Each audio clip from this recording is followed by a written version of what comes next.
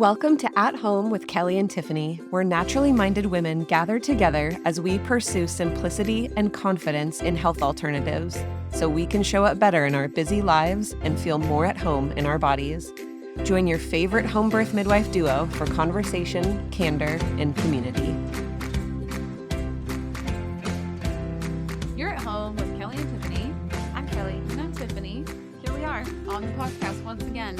Here we are. I enjoy being here. It must be Monday morning. It must be. We never, ever, ever in our entire lives have recorded an episode on Monday itself. No. Monday's not a good day for me. No. And we try to not have our kids around when we record. Try to be focused. Nope. I could enjoy content on Monday, so the listeners are in the money on their end. Yes. And actually, I do consume a good amount of stuff on Monday. Yeah, I was just having a argument/discussion with my kids the other day about, does the week start on Sunday or Monday? Starts on Sunday. Of course it does. Yes. Thank you. I was like, oh man, this might be a rift between us. No. Yes. Sunday is the first day of the week. Yes. But it's the last day of the weekend. I understand the stuff really starts up on Monday. Yep. I can understand how a kid would be like, the week clearly starts on Monday because it's the day I have to start doing stuff. Yep. And we worked through it. I'm proud of you. Thank you.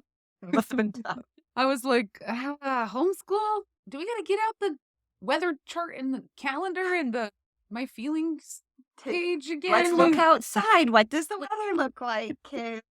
Which is perfectly acceptable if you have 3-year-old. Yes.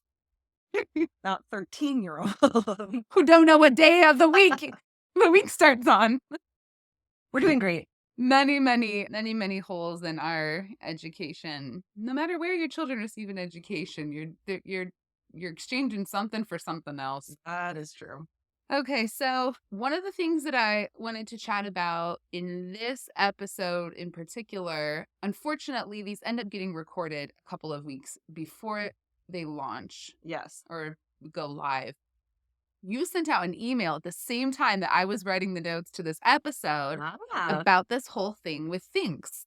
It was really frustrating to me because they're a really solid, or they have been a really solid brand, sort of a pioneer in period underwear, and very clear and what seemed to be very authentic in their marketing and their testing of their products, saying that they were free of a bunch of stuff.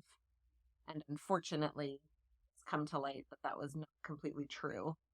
Whether that was their fault and they knowingly did that, I don't know. But I think at some point, if you're that big of a company, like, you have to have their quality control there. So, and their PR around the lawsuit was not forthcoming and desiring to reconcile with the public outside of the massive payout. Which is really frustrating. So this company got kind of thrown, I was going to say under the bus. They put themselves under the bus. Yes. They laid down in the middle of a bus terminal. Because they were not forthcoming with what was actually in their product, it came to light that they have things that are in their period underwear that are very well known to be endocrine disruptors and something known as forever chemicals, meaning it can get from the underwear into your body and leach into places that are stinking hard to get rid of. Yeah, and it's not just endocrine disruption that is the problem.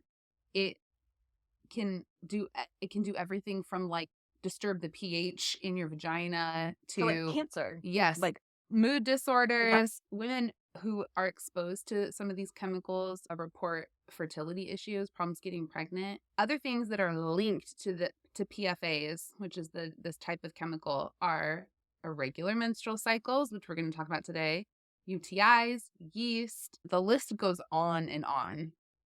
It is unfortunate.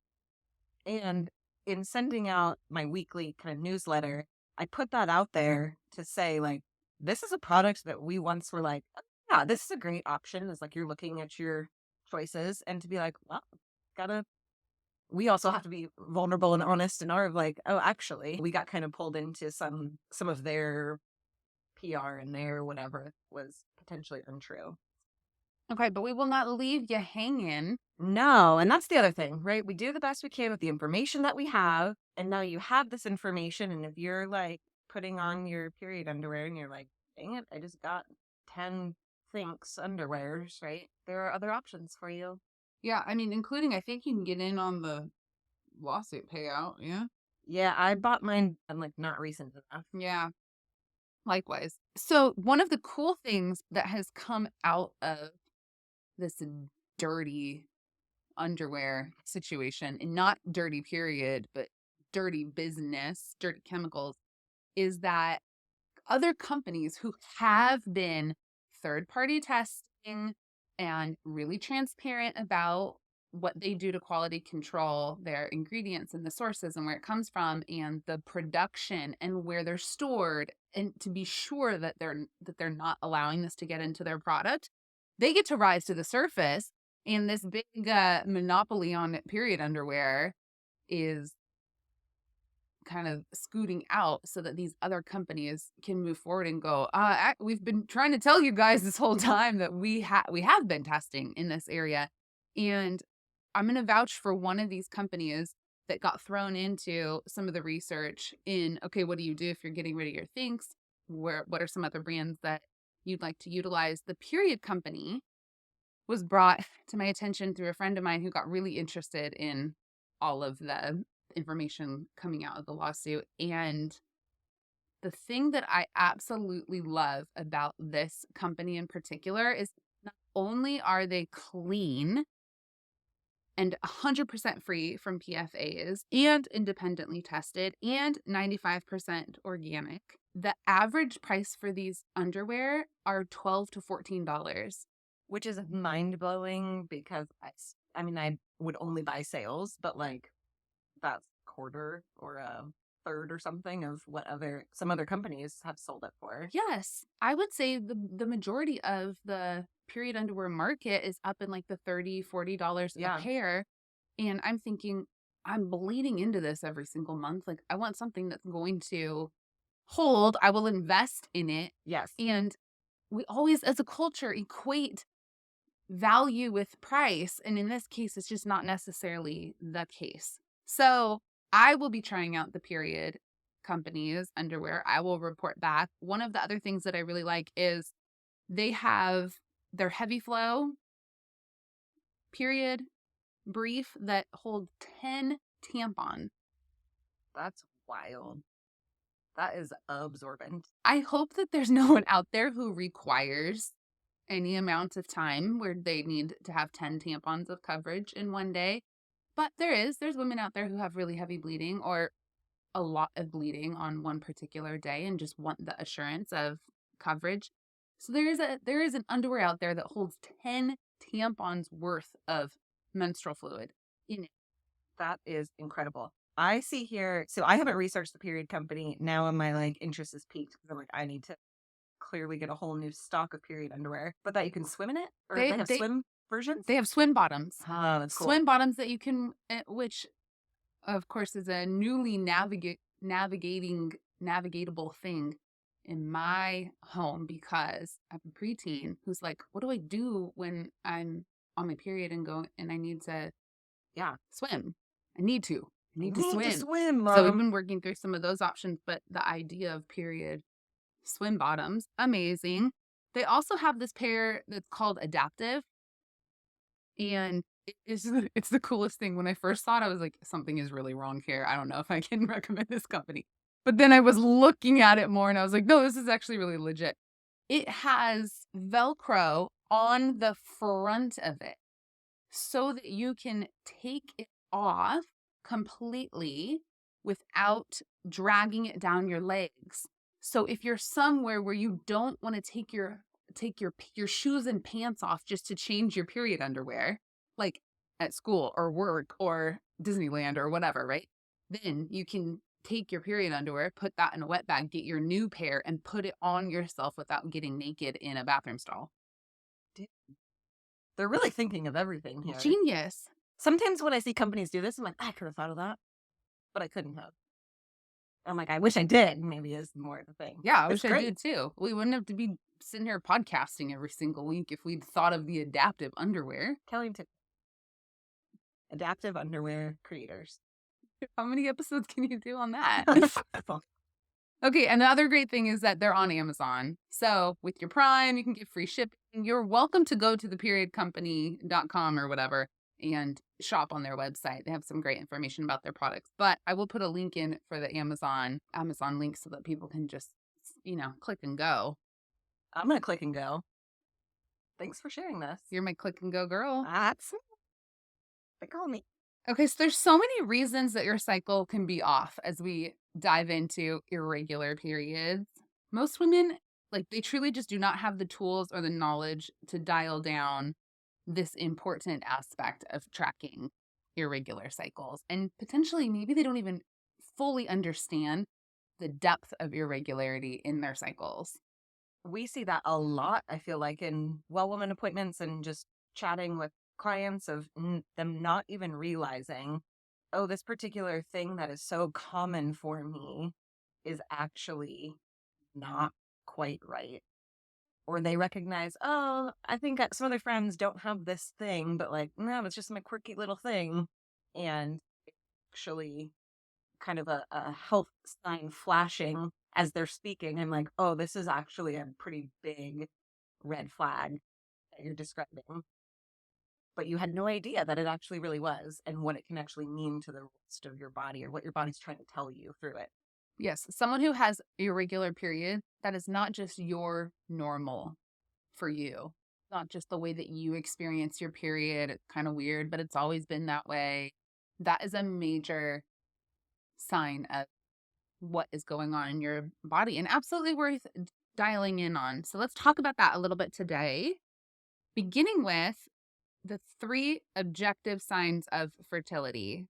In episode 43, I'll link in the show notes, we did an entire signs of fertility episode. And so you can go listen to us talk about all the things that you can notice when you're fertile.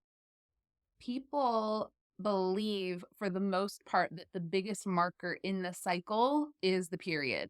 Yeah, the actual bleeding. You can't miss it. Nope. It does not. Unless you're pregnant. Yeah, well, then you're so happy to be missing it. Yep. And so ovulation really is the key inside the cycle. Menstruation only tells us that it's the beginning of your cycle. And I think a lot of women kind of assume that their cycle is ending with their period and then they're starting over again, but your cycle is beginning with your period.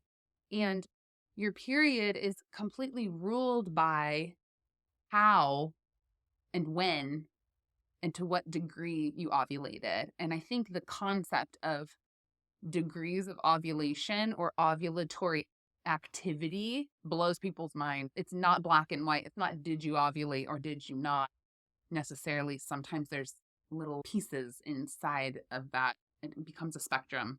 Yeah, for sure. And it is because you see oh, yeah, I'm having my period, so here it is. Thinking back a couple weeks ago, not even realizing that you were having these signs that were either totally normal or completely not normal. We've had people come in who were and in the middle of my cycle, I'm keeled over in pain for a half a day. I think that's what, when I ovulate, and that's just, how ovulation is. No, that's not how ovulation is, but at least you're aware that that is a thing that is happening within your body. I remember learning about ovulation in high school and not ever realizing before. I think it was towards the end of high school too. So I had my period for a few years, not realizing what was going on with all of this mucus that I would have some point during the month and not realizing that actually meant something. It wasn't just oh, there's something there today or there's not really today. And actually understanding, which I didn't fully understand until years later, even what those signs of ovulation actually are and what they mean. Once I figured that out, I was oh, I feel like I can really be actually in control of my fertility and my awareness of what's going on in my body. Yeah, and I think a lot of women assume that you really have to dial down signs of ovulation and you kind of tried to pay attention before, but you didn't really notice anything. And it just was too out there. You couldn't hone it in. And so you just kind of gave up. But I say 3 objective signs of fertility, because objective is like, it is notable. Yes. Anyone could help you discover the objective signs of fertility, which would be, you mentioned, number 1, cervical mucus. Yeah, changes in texture, consistency throughout the month. Yep. And if you are having such little change in your cervical mucus around ovulation that it seems almost undetectable, that would be another red flag, right? Number 2 is doing basal body temperatures. Yeah, and that one for me was like a hard one to get like to the hump of like, it just seemed like, oh man, I have to like put effort into this thing. I'm like, oh, I can kind of check my mucus, whatever, but actually checking your basal body temperature first thing in the morning, and not just with like a regular thermometer, but an actual basal body temperature thermometer. They have tons of apps, all kinds of like tech for this now, but a simple thermometer also can work. And as you're charting, it's not like multiple degrees, right? It's very subtle, but once you start seeing it and witness, oh, this is following this particular thing that I'm following online, or I see how these temperatures are actually changing, it becomes like a little science experiment that's actually kind of fun and can either show you like, yes, this is happening, or like, huh, what's going on this month? Yeah. And remember, like, we're expecting this fertility window to be essentially like 3 to 5 days long. And so we're not needing to ascertain every single piece of this every single day. It's like, oh, you recognize as that ovulation might be coming, you're looking out for signs of it, and then those pieces stop and you're like, okay, well now I've got this piece locked in. Women menstruate 14 days, give or take a day, after peak ovulation. So if your hormones rose enough to actually send an egg out from an ovary, you will experience your menstruation 2 weeks after that. So when you start your period, you can count back. 2 weeks ago was when I was ovulating. Okay, well, that was on day whatever. This upcoming cycle, I'm going to start paying attention around this time and start collecting that information. That's what's so helpful about charting in general, is you can also look back, like you can gather the information in real time, but then you also have the ability to look back and be like, was that, or what was that last month? It's like this month. What kind of, I don't know, rhythms are you seeing? Which is so important. Yeah. So important. The third and final objective sign of fertility that I'm going to share today, this is going to freak people out a little bit. Your cervical position. Not really realizing that you ladies have the ability to actually feel your own cervix. It's not something special. It's not like a special thing that they like somehow bestow upon you in midwifery school. You now have the ability to put your fingers in somebody's vagina and feel a cervix. You can feel your own, but the actual act of doing so can be a little, I guess, daunting or intimidating or something at first, but really is such a helpful piece to figure out where is your cervix actually, because it will move. It like migrates around in there throughout the month. And that's a huge sign of health and wellness, to witness the fact that it does move around. I've seen a couple different websites that put together like photos of people's cervixes. So maybe that sounds kind of weird to you. It sounds very normal to me throughout the month. And that was actually really helpful to me to understand as I was learning more about this, of what the cervix actually does and how smart it is to figure out, where do I need to be when I'm ovulating so I can encourage semen to come on through? Where do I need to be around period to open up, allow that to happen? Yeah, the cervix gets higher and softer and more open. And you can actually, unfortunately, only note those changes if you know what it feels like before and after those changes happen, right? You can't just stick your fingers in one day and say, this seems a little more open than ever I've felt, maybe. potentially. And that is a helpful one to witness throughout the month, I think. So this is way to gather actual data about what's happening in your body. Then there's a couple of subjective signs. So something that is not as clear, but can kind of point the way.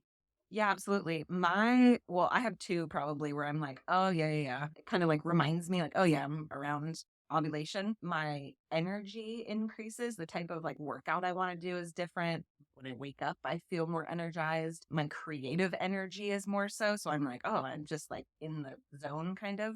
And I'm much more interested. Yes. All of those things. Yep.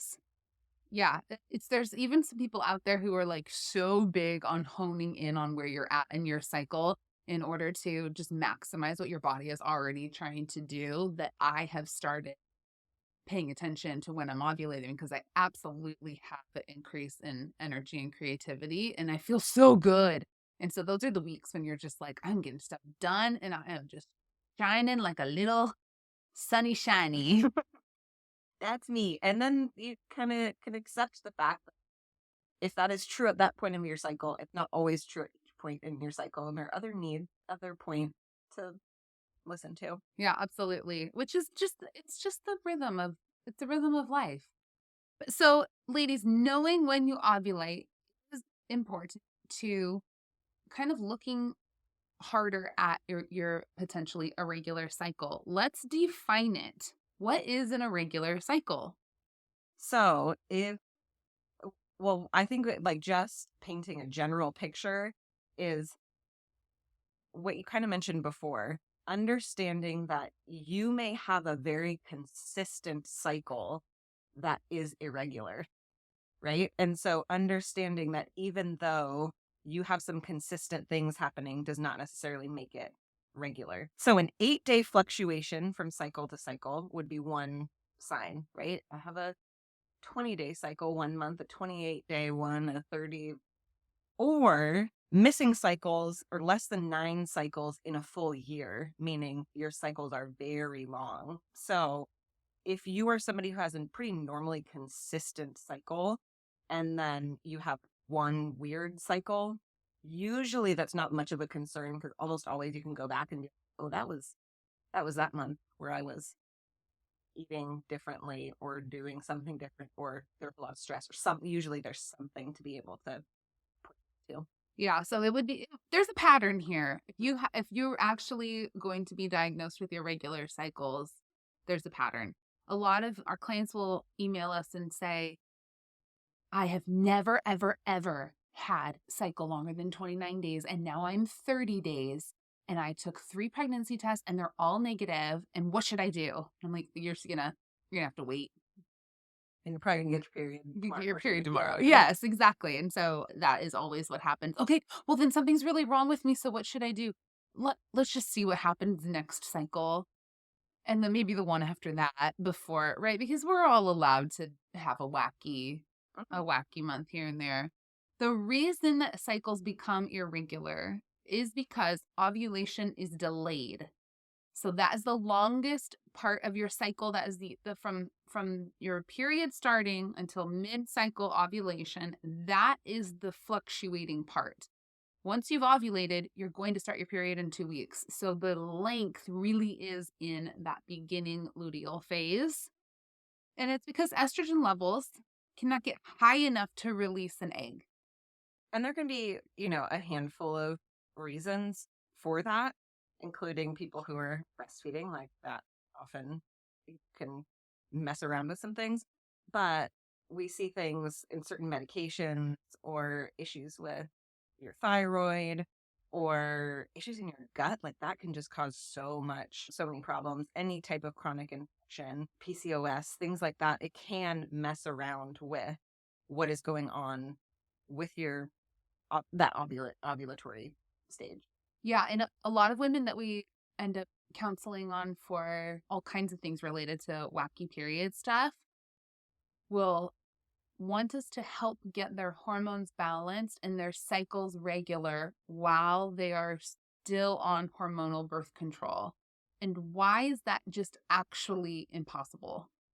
Well, it's like it's a fallacy to be able to believe that you can actually balance your hormones while you're still on a hormonal contraceptive, as your body is being fed this idea has a certain type of hormone coming in or not coming in, and the rest of your body can the way it needs to when that is happening. Yeah, It's like exactly. it's faking your body out into basically believing that it's already pregnant or like can't get right. And so, in order to actually solve the issue, I know a lot of women don't like to hear this, but in order to actually balance your hormones and and find like the root cause of some of these things, you have to get off of hormonal birth. You potentially have gone on hormonal birth control because you're trying to solve something that feels too complicated to tackle. And so birth control feels like, well, let's try that. Maybe that will give me a more normal life. But it's just a Band-Aid. And I mean, I'm not gonna lie, a Band-Aid can be really nice in certain situations and for a certain season, right? But there's plenty of times where either it makes it worse or it just prolongs the actual struggle that's happening underneath. It's not a long-term solution. It is not. Yeah. Okay, so recognizing irregular cycles, getting kind of an idea of why they happen, being able to track ovulation and agreeing that that is what is ruling the cycle and the most important piece of it, not necessarily menstruation. Puzzling all these things together. Women who are listening to this right now and they're like, crap, that's me. Yeah, my cycles every month. I can't actually predict them because they're coming week 3, week 7, right? Yeah, and they probably feel like a crazy person sometimes, or they're struggling to get pregnant, or struggling with other symptoms of hormone imbalance. And there's hope for piecing this together. There's absolutely hope for using this tracking piece as a vital sign. Yeah, absolutely. And so, of course, there's always going to be the option. I feel like a lot of people maybe jump to this first because they're like, oh, some tangible answer of some kind would be helpful. But there's always the option for lab testing, some blood work being done, things checking out for thyroid or PCOS. There's a ton of really in-depth panels that you can get done. That's not always necessarily the first jump that I make in my mind of like, we need to test all of these things, unless somebody's like, well, I'm here in person and you lab draws and let's just do it now. But if you are the person at home who's like, I don't have a person to go to right this second to get some of that lab work done, there are some really straightforward things to be doing at home solo as you kind of sort through some of these things. And you are not going to be surprised if you listen to this podcast of what our suggestions are. Yeah, we'll just provide a moment of silence while you think about what we might say. So think about what our first suggestion might be. It comes down to blood sugar. Stabilizing blood sugar is probably one of the most straightforward, really heavy hitting things that you can do at home. And so focusing more on low glycemic foods, looking at the type of carbohydrates that you're ingesting, the amount of sugar you're ingesting, alcohol, any processed food, things like that, and assessing what am I taking in and how is that actually fueling my body? How is that actually impacting what's going on with my blood sugar? That will be probably one of the bigger game changers for a lot of women. Absolutely. And then, Kelly's, so you said my number one. I know. That's why I took it. Kelly's number one, of course, is seed cycling. I love a good seed cycle. I am shocked how often people write us and say, it sounded a little silly, but it seemed easy enough to try. And that is literally the only thing I did. And XYZ is back on track. It still seems kind of magical to me, but it just goes to show you when you connect with your cycle and you support your body at where it's at in that cycle, what can happen. That's why I love it so much, is like it really connects you with where you're at and trying to encourage your body to do what it's already do. And that's exciting. It is to me. Around these parts, that's real exciting. Also looking at gut health, not neglecting gut health. There's so much hormone production and regulation that happens inside of the gut And so if you are having some of these symptoms and you also are struggling with a couple of gut things, or that has been just an orange flag in your life, it might be worth bringing front and center, as well as some vaginal steaming. Also love a good vaginal steam. Can't say that we haven't mentioned it here before. We've had multiple episodes on it. People are going to get tired of our suggestions. They're going to be like, say something else. I want to do something else. I don't want to sleep with socks on, ladies. Yeah, first of all, how dare you suggest socks so many times? I will say there's a great episode that we did back in the old days of the podcast where we were vaginal steaming together. On the show. Not videoed. No. We took a picture. We did. We were fully covered. Absolutely. I don't regret it. No, it was great. It was one of the most bonding times of our lives. It was. So if you have a friend out there that you're just looking for a way to connect with, maybe you don't know them that well yet, and you're just trying to find something to do that's going to really bring you together, suggest vaginal steaming, or better yet, just invite them over for a hangout time. Don't tell them what you have planned. And then when they arrive, give them the lowdown on how you plan to spend time together. That, I think, is probably the best friendship advice that I've heard you give before. Thank you. Yeah. Yeah, it's right up there with our kid boxing coach. Telling them, we say that we quote this multiple times a week in our home. If there's a bully around, you punch them. And then they'll have so much respect for you standing up for yourself. They will want to be your friend. And they'll stop bullying you. Yes. Punch the bullies and vaginal steam with strangers. It's right up there. You decide. You decide which one of those. You can't pick both. No. There's only enough mental energy for picking one of those philosophies. I'd like to hear what you choose. There's some other things like reducing stress. That magical concept of reducing stress and modulating your movement. I think that sometimes women neglect the fact that too much exercise can be just as bad as not enough. Yeah, absolutely. And the type of exercise that's right for you and when, and also how it impacts blood sugar, all of the things, being able to like really hone in on that. It's worth it to assess how that's affecting you.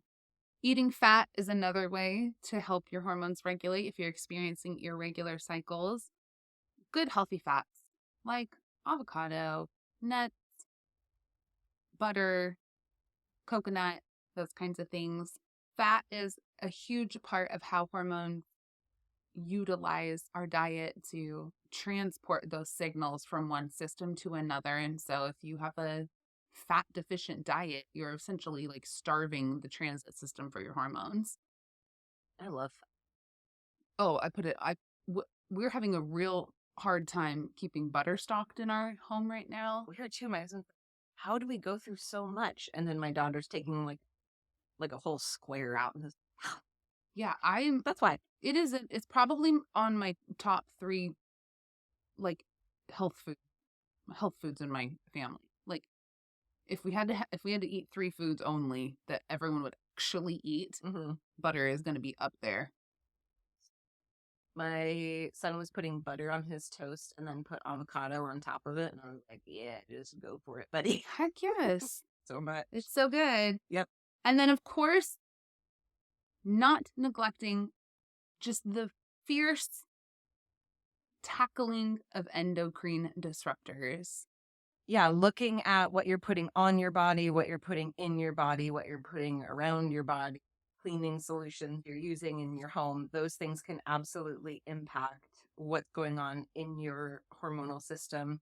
They can confuse your hormones into thinking there's too many, there's already enough, there's not enough of something, and everybody's trying to modulate with that. And so kicking those to the curb can make really big impact. If you're listening to this and you feel confused about the menstrual cycle, nobody's ever explained to you the phases of it, jump into show notes or back to episode 10. It was one of the very first episodes we did where we explained in detail what goes on in average women's cycles so that you can nobody explained that to me. Maybe I took a health class on it, but I did not care. No, I was just trying to pass a test. Heck yes. And I was like, yeah, whatever. We also did an episode 39, on how to track your cycle. And so we go into depth on that. So there's a lot of resources in the show notes for you guys who are like, okay, I need to equip myself to kind of take a hold on this a little bit more. We have got it for you. Being able to track your cycle, though, there's multiple ways in order to do it. You can do it on old-fashioned paper. You can get an app loaded onto your phone. You can get the assistance of a fertility coach to kind of help you. Yeah, don't sleep on that option too. If like you're kind of confused and you're wanting to like really get down to this, especially for people who are wanting to use it as natural family planning too, do not sleep on the option of a fertility coach. It is so helpful to have somebody else's trained eyes on your information, whether for paper charting, whatever. Yeah, it is especially helpful for women who want to not get pregnant in between pregnancies. So we get the question a lot, how do I avoid pregnancy when I'm breastfeeding and I don't get my cycle back? And this is how you do it. You have a really good understanding of what your cycle is doing before pregnancy. You have all the tools on board, including a coach that can help you track in your postpartum time. And you actually can, with great efficacy, avoid pregnancy and track fertility even when you're breastfeeding and you don't have your period. Boom. That's a mic drop situation right there. The things that you want to track in your cycle are the leak. So the amount of days from your period starting 1 month to your period starting the next month. You also want to track the symptoms of ovulation that we talked about. But here is the really great opportunity to add in so many extras, like any cramping that you get, food cravings, acne, digestion issues, your energy, mood, sleep, headaches. Maybe you get headaches at the same time every single month and you haven't really paid attention that it's on the same day of your cycle and that is giving you a piece of information of like, oh, let me try to figure out, what does that mean if I get a headache on the third day of my period every single month, right? Your emotions, all of these things are worthy to be putting down in some form that you can look back on and see if there's any patterns here. I just have to say, we had a client who came in, and I remember specifically when she was like, day 17, that's coming up. And she was, I know, my husband knows, he knows, really talk to me or engage me that day. Like, she had really honed in this and was like, I know that this is the day that I have a lot of trouble. And so she was trying to sort out how to, support herself to not have that situation happen. But she communicated so well with her husband and even like with her parents to help with the kids and stuff, because she was just, I'm not okay that day. And I was like, how beautiful it is. Like, I'm sorry that that's so hard for you, but also it's really an amazing thing to be so connected with your cycle and how that impacts the rest of your life and the people in your life. Yeah. Instead of me, where I'm like starting my period and then I'm like, that's why I was unhinged 3 days ago. It's helpful. It's helpful to be 3 days after you're not right. Yep. Yeah. It is not. So, ladies, in typical Kelly and Tiffany fashion, we are leaving you with a resource. It is a cycle tracking download. If you're a paper and pen kind of girl, which I go back and forth on, I love having so much accessible on my phone, but there's something about simplifying with paper that just makes me feel like this is a special thing in its own special place. I can monitor and track these items without getting distracted with the other things that are on my phone. So we made a paper cycle tracker for you guys, and it is so much more than just tracking the days and keeping track of your period, but also your hormones, your mood, any physical changes, whether you're trying to get pregnant or avoid pregnancy or get to the bottom of your irregular periods. It's just good for general women's health to start tracking. So that is my PSA for everybody listening today, is give yourself a couple months of tracking your cycle. You will be amazed at what you discover about what's happening in your body. Absolutely. It is a worthy endeavor to jump into. And in particular, I have always tracked mine on an app, but I printed out this download for this month because I was doing some other stuff with my health and I'm just interested. And it's been so helpful for me to actually see the month in total and watch all of the different pieces come together. It's given me a lot of things to think about and shift and all that good stuff. So also my piece, go download it, right? Kelly and I agree. Odd thing. You guys will find that link in the show notes, of course. And don't forget to join us on Instagram this week because we're going to be unpacking this topic even more. And that's a great place to engage, where you guys can send us DMs. We like to do polls and question boxes and all kinds of fun things like that as we unpack this topic more in our social media. And until then, We'll see you next week. yeah, we sure will. Bye.